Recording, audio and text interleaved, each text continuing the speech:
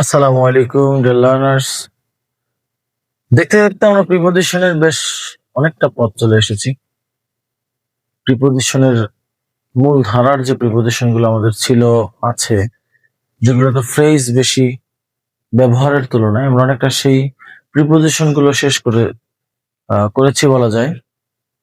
তো আজকে আমরা আরো কিছু প্রিপোজিশন দেখব, যেখানে ফ্রেজ থাকছে, ব্যবহার থাকছে, অর্থ থাকছে। আবার এমন কিছু প্রিপোজিশন আছে যেগুলো আসলে ফ্রেজ দরকার হয় না বা ফ্রেজ থাকে না, তার চেয়ে সেগুলোর ব্যবহার বা অর্থগত ব্যবহার বা স্থানগত ব্যবহার বেশি থাকে। এরকম কিছু প্রিপোজিশন নিয়ে আজকে আলোচনা করব। So let's take a look. তো অ্যাজ ইউ সি, আমি এখানে দুটো প্রিপোজিশন তোমাদের জন্য আজকে লিখেছি বোর্ডে। একটি হচ্ছে ইনটু, একটা হচ্ছে অ্যাবভ। এবং এই দুটি প্রিপোজিশনের ক্ষেত্রে সুনির্দিষ্ট কোনো ফ্রেজ থাকে না, কিছু পরিবর্তন হয়, যেগুলো সচরাচর বলা যায় যে কিছু বসে, কিন্তু সেগুলো যে একদম ডেফিনেটলি বসবে ব্যাপারটা তেমন না।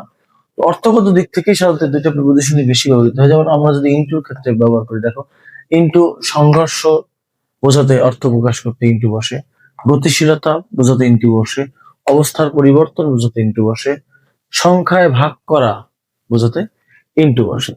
তো সংঘর্ষ ক্ষেত্রে আমরা কি বসাই, যেমন ধরো দুটো যানবাহনে যদি সংঘর্ষ লাগে, যেমন এখানে আমরা লিখেছি the truck crashed dash a far কার।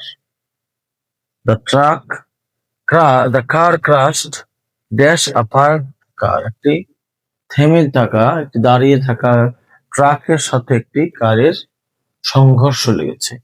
এই সংঘর্ষের ক্ষেত্রে ইনটু বসে।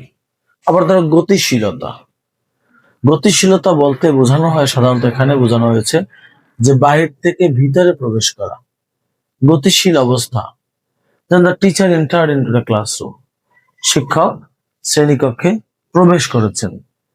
আবার we have entered in our house. আমরা আমাদের ঘরে প্রবেশ করলাম, আমরা বাহির থেকে ঘরে প্রবেশ করেছি। এই বাহির থেকে ঘরে প্রবেশ করাটাকে এখানে গতিশীলতা বোঝানো হয়েছে। এই গতিশীলতা বোঝানো বা বাহির থেকে ভিতরে প্রবেশ করার ক্ষেত্রে আমরা ইনটু বসাবো। অবস্থার পরিবর্তন বোঝাতে ইনটু বসে। যেমন the water changed into snow. পানি বরফে রূপান্তরিত হয়েছে বা তুষারে রূপান্তরিত হয়েছে। তো এই যে পরিবর্তন হওয়া। আবার যদি আমি বলি if the pollution continues our country will turn into a desert. যদি দূষণ চলতে থাকে, আমাদের দেশ একটা মরুভূমিতে পরিবর্তন হবে বা রূপান্তর হবে। এই রূপান্তর হওয়া বা পরিবর্তন হওয়া বোঝাতে আমরা ইনটু বসাবো। সংখ্যায় ভাগ করার অর্থ প্রকাশ করতে আমরা ইনটু বসাবো। যেমন they were divided dash three groups. তারা তিনটি দলে ভাগ হয়ে গেছে। তাহলে এখানে অ্যান্সার হবে into. They were divided into three groups. তারা তিনটি ভাগে ভাগ হয়ে গেছে, তিনটি দলে ভাগ হয়ে গেছে। আবার এখানে খেয়াল করো, আরেকটা উদাহরণ আমরা রেখেছি, he burst dash tear. Burst out, burst into. কান্নায় ফেটে পড়া যদি বোঝায়, তাহলে সেখানে বার্স্ট এর পরে আমরা ইনটু বসাই। যেমন এই বার্স্ট এর ক্ষেত্রে অনেক সময় ইনটু আমরা বসাবো। আবার টার্ন যদি থাকে, টার্ন এর ক্ষেত্রে ইনটু বসানো হয় যদি সেটা রূপান্তর অর্থ প্রকাশ করে। চেঞ্জড ইনটু, পরিবর্তন প্রকাশ করলে আমরা ইনটু বসাবো। এইগুলো আমাদের ইনটুর ব্যবহার। এরপর আছে অ্যাবোভ, উপরে। আমরা উপরের ক্ষেত্রে কিন্তু আগেই বলেছিলাম যে কিছুটা কনফিউশন অনেক সময় তৈরি হয় উপরে বোঝাতে। তো সেই উপরের আরেকটা প্রিপোজিশন আমাদের চলে আসলো। যেমন উপরে অবস্থান করা, সেটা যদি লেগে থাকে বা স্পর্শ করে, আমরা সেখানে ব্যবহার করি অন। আর যদি উপরে ঠিকই অবস্থান করে আছে কিন্তু স্পর্শ করেনি, সেক্ষেত্রে হয় অ্যাবোভ। তো কি কি ক্ষেত্রে আরো হয়, যেমন উপরে অবস্থান করে স্পর্শ না করে অ্যাবোভ বসবে। উৎকৃষ্ট অবস্থা, উৎকৃষ্ট অবস্থান, এই উৎকৃষ্ট অবস্থা বোঝাতে আমরা অ্যাবোভ বসবো। ঊর্ধ্বগতি, বাড়া, কোন একটা কিছু বেড়ে যাওয়া, পানি বেড়ে যাওয়া, তাপমাত্রা বেড়ে যাওয়া, এই ঊর্ধ্বগতির কিছু বোঝাতে অ্যাবোভ বসে। পরিমাণ বোঝাতে অ্যাবোভ বসে, বেশি পরিমাণ, অধিক পরিমাণ। যেমন the fan is dash the head.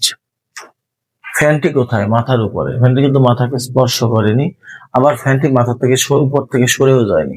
সে মাথার উপরে স্থির আছে, ঘুরছে, বাট সে স্পর্শ করেনি। এই জন্য এখানে আমরা বসিয়েছি above. The fan is above the head, ফ্যানটি মাথার উপরে।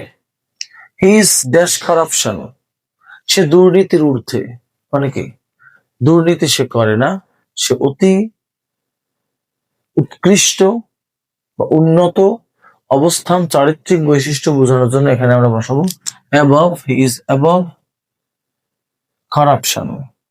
দ্য ওয়াটার ইজ ড্যাশ দানি, পানি হাঁটুর উপরে। এই যে এখানে বোঝানো হয়েছে ঊর্ধ্বগতি, পানির উপরে, পানি হাঁটুর উপরে উঠে গেছে, ঊর্ধ্বগতি। The temperature dash the average, temperature কি সাধারণ স্বাভাবিকের চেয়ে বেশি, অধিক পরিমাণ বোঝানো হয়েছে অ্যাবভ দ্য অ্যাভারেজ। তাহলে এই উপরের ক্ষেত্রে আমরা যদি সেটা এই সব অর্থ প্রকাশ করে বা এইসব স্থান বোঝানো হয় তাহলে আমরা অ্যাবভ বসাবো। তো আজকে আমরা এই দুটো প্রিপোজিশন এবার শিখলাম। আগামী ক্লাসে আমরা আরো দুটো বা তিনটি প্রিপোজিশন শিখবো। আগামী ক্লাস থেকে আমরা প্রিপোজিশন একটু বেশি শিখবো, কারণ এখন যে প্রিপোজিশন আমরা বলবো এই প্রিপোজিশন গুলোতে সাধারণত ব্যবহারের বেশি বা অর্থগত বিষয় বেশি বা কাজকারী, কিন্তু আসলে ফ্রেজ তেমন একটা থাকে না বললেই চলে। আবার কিছু প্রিপোজিশন আছে যেগুলো আদৌ আসলে কখনো প্রিপোজিশন হিসেবে বসে না, কিন্তু সে কোনো কোনো ক্ষেত্রে বিশেষ অর্থ প্রকাশ করার ক্ষেত্রে সে প্রিপোজিশনের কাজ করতে পারে, সেগুলো শিখবো। তো আশা করি আমাদের প্রিপোজিশনের খুব বেশি ক্লাস সামনে বাকি নেই। তো যে কটা ক্লাসে আমি ছোট ছোট ভাবে চেষ্টা করি তোমাদেরকে বুঝিয়ে দেওয়ার জন্য, তারপরে আসলে যদি কমেন্টে কোনো স্টুডেন্ট জানতে চায়, প্রশ্ন করে, আসলে ভালো লাগে, মনে হয় যে না আসলে আমার এই ক্লাস বা শত ব্যস্ততার মাঝেও এই 10 মিনিট কিংবা 5 মিনিট সময় দেওয়াটা আসলে সার্থক হয়েছে। কারণ একজন শিক্ষকের সার্থকতা তখনই হয় যখন স্টুডেন্ট তাকে ফলো করে, যে হ্যাঁ স্যার এটা বলছে, চেষ্টা করি, না বুঝলে প্রশ্ন করি। তো এই প্রশ্ন করার চর্চা করতে হবে, কারণ প্রশ্ন করার চর্চাটা খুবই এখন বর্তমান সময়ের শিক্ষার্থীদের মধ্যে একদম বিলুপ্ত প্রায় বলা যায়। কিউরিসিটি পড়াশোনার ক্ষেত্রে অন্যান্য ক্ষেত্রে কিউরিসিটি আসলে লক্ষ্য করা যায়, বাট এই পড়াশোনার কিউরিসিটিটা কিন্তু আসলে খুবই কমে গেছে।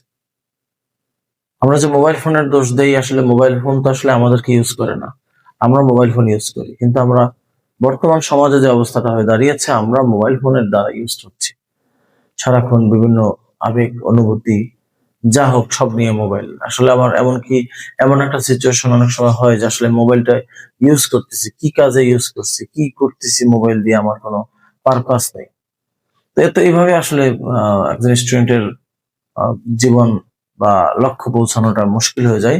তাই মোবাইল ছেড়ে আসলে একটু বইয়ের কাছে যেতে হবে, টেবিলে বসতে হবে, বেশি বেশি গ্রামার এক্সারসাইজ করতে হবে। যত বেশি এক্সারসাইজ করবে তত তোমার প্রশ্নের সমাধান হয়ে যাবে, প্রশ্ন তৈরি হবে, সমাধান হবে, আর না মিললে তো আমরা আছি। তো আজকে আর আমাদের ক্লাস দীর্ঘায়িত করবো না, ভালো থাকো সবাই। আগামী ক্লাসের শুভেচ্ছা জানিয়ে শেষ করছি। আসসালামু আলাইকুম।